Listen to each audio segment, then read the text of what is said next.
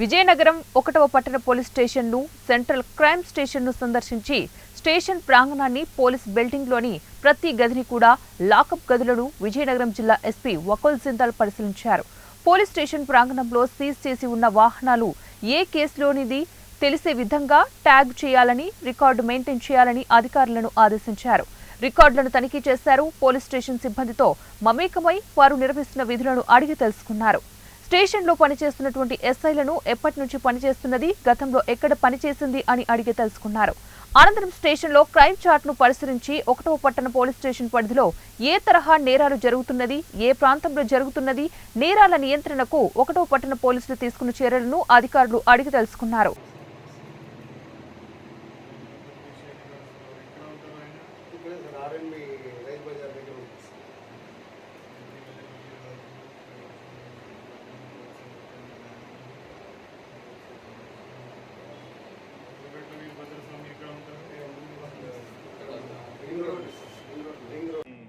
గుర్తించడం జరిగింది.